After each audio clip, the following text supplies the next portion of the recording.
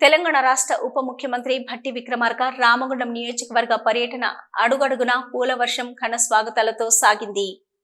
రామగుండం నియోజకవర్గంలో వివిధ అభివృద్ధి పనులకు శంకుస్థాపన చేయడానికి బి పవర్ హౌస్లోని 62.5 జెన్కో పవర్ ప్లాంట్లో 1x800 పవర్ ప్లాంట్ ఏర్పాటుకు స్థల పరిశీలన, ఓసిపి 4 వద్ద హైడ్రల్ పవర్ ప్రాజెక్టు ఏర్పాటుకు స్థల పరిశీలన కోసం వచ్చిన ఉప ముఖ్యమంత్రి భట్టి విక్రమార్కకు రామగుండం బి పవర్ హౌస్ వద్ద Ramagundam MLA Makkan Singh Raj Thakur, minimum wage board chairman Janak Prasad, Singareni C and MD Balaram, collector Sriharsha, Ramagundam CPM Srinivas, Ramagundam నగర మేయర్ బంగి అనిల్ కుమార్లు ఉప ముఖ్యమంత్రితో పాటు మంత్రులు శ్రీధర్ బాబు, పొన్నం ప్రభాకర్ గౌడ్లకు ఘన స్వాగతం పలికారు.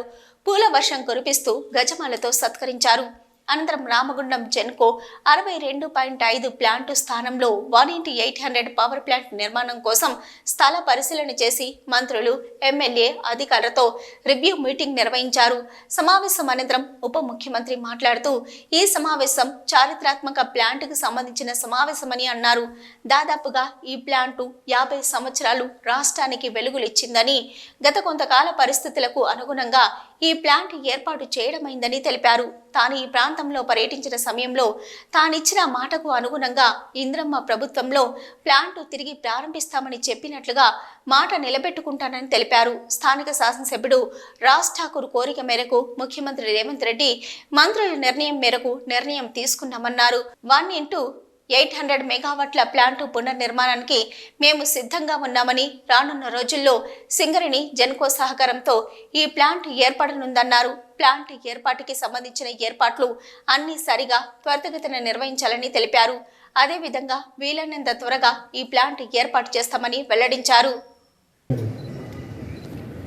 ఈ ప్రాంత ప్రజలకి ఈ ప్రాజెక్టుతో భావోద్రేకాలతో కూడినటువంటి అనుబంధం పెరవేసుకోవాలి.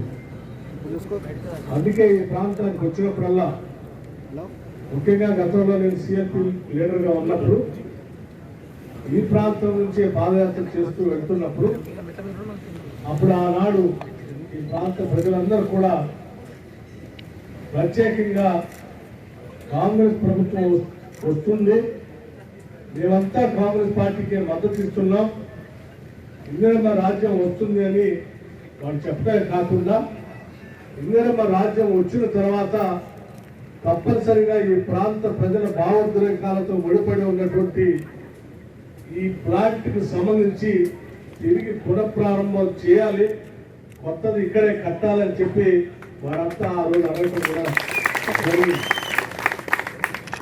ఆనాడు స్పష్టంగా చెప్పడం కూడా జరిగింది.